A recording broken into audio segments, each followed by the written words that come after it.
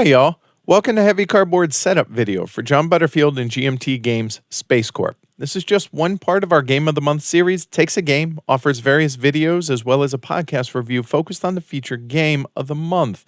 I'm your host of Heavy Cardboard, Edward Euler. So SpaceCorp, it's a bit of a unique game in that it's played out over 3 eras, each with different boards, so I'm going to go ahead and take you through setting up each of those 3 eras. I'll be showing the setup for a 4-player game, so please check the rulebook for different player counts. So without further ado, let's go ahead and dive into how to set up SpaceCorp. Here's what everything looks like set up and ready to begin play for the first era, Mariners. Just a reminder, we're going to be showing the setup for a full game of 4 players, which covers all 3 eras. So if you're playing just 1 or 2 eras or with fewer players, please refer to the rulebook for any changes to the setup. That said, let's go ahead and go over the individual steps. Over here on your player tableau, each player begins with 1 player board or HQ, showing all 3 era symbols on it. They also choose one of the 4 colors and set up their player board as shown on the board itself. The round bases on their matching locations, and 2 of the 4 teams, their cubes, near their bases. The genetics and revelation progress cubes begin in the start space of the progress wheel.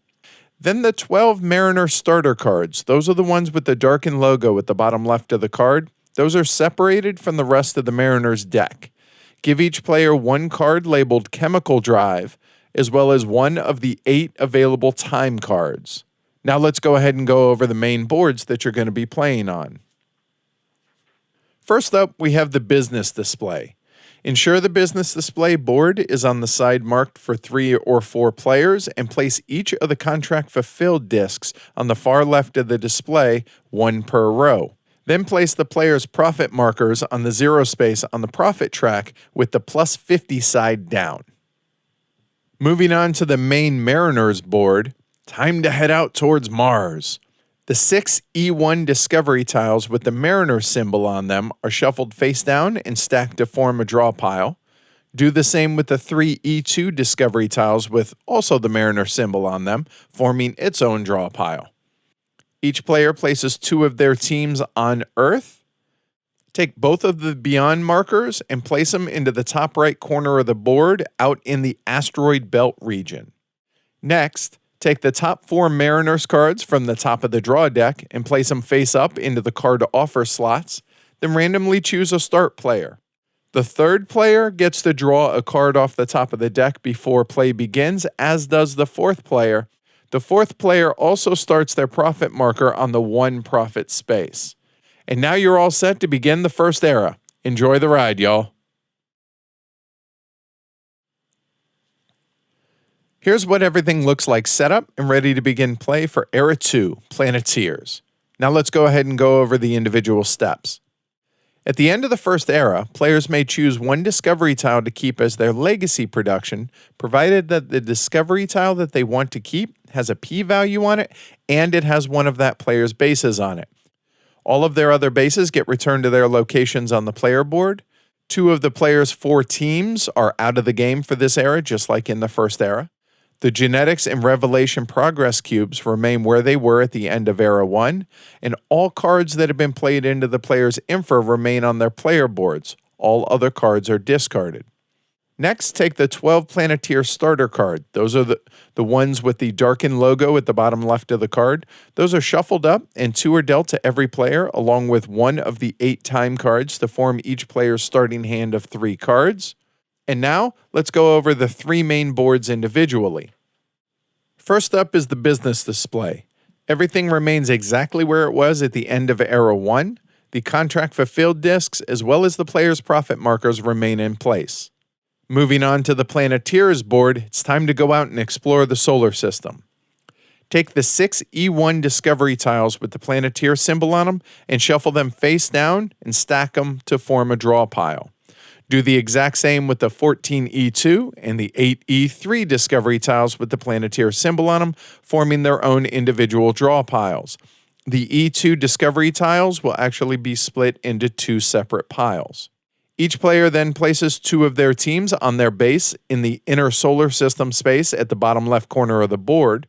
If a player acquired the first Beyond tile last era, then they may place one of their two teams on the Cirrus asteroid site, drawing an E1 discovery tile and claiming any immediate rewards that it may offer.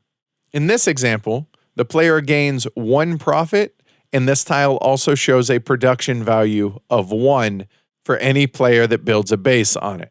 If a player acquired the second Beyond tile last era, then they may place one of their two teams in the Vesta asteroid site, but they do not get to draw a discovery tile, but they may choose to do so as an action during the era itself.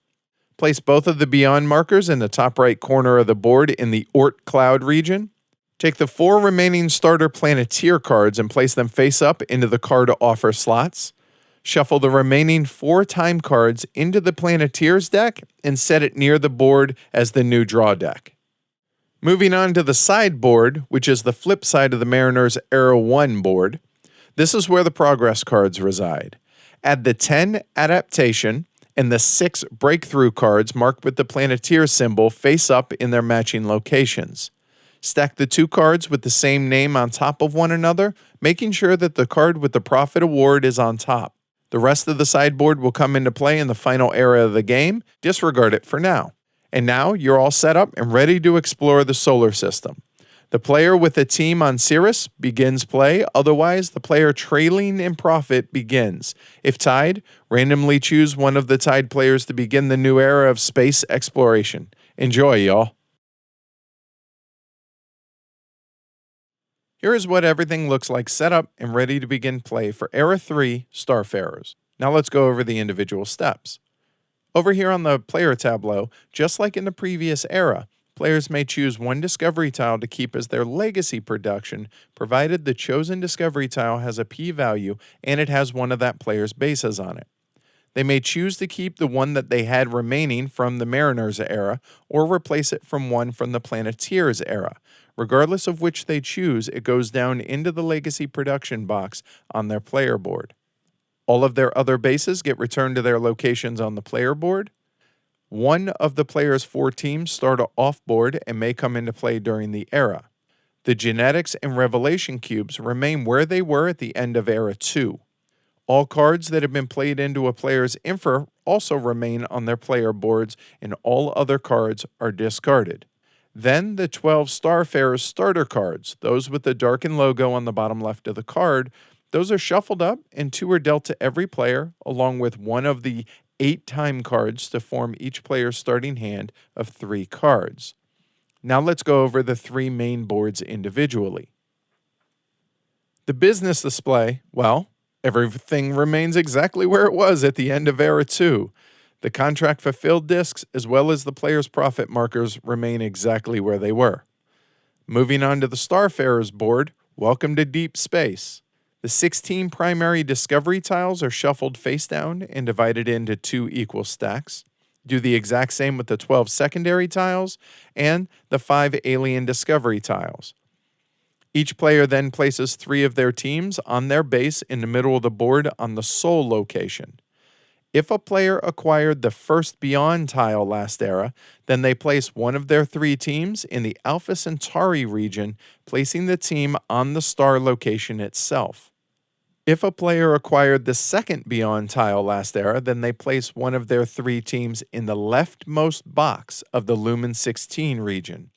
Go ahead and take both of the Beyond markers, put them back in the box. They're not going to be needed the rest of the game.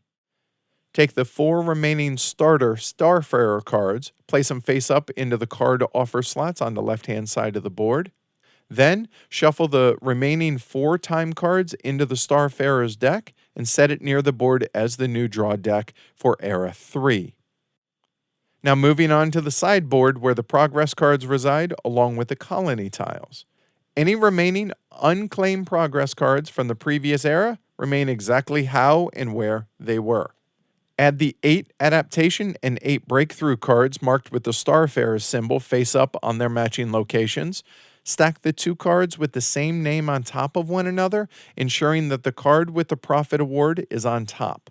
Then, gather all of the colony tiles that show the number of players that are playing the game, 4 players in our case, and place them out on their matching locations. That means in a 4-player game, there will be a total of 20 colony tiles available. The remaining tiles are placed back into the box as they won't be needed. And finally, the start player is the player who has a team starting in Alpha Centauri. Otherwise, the player with the least profit goes first. If tied, embrace randomness, randomly choose a start player of those that are tied. And that's how you set up each era in SpaceCorp. I hope that you found this video helpful, and if so, please like and subscribe to the channel. Check out the podcast over on heavycardboard.com. I'm Edward Euler. Take care, y'all. Thanks for watching.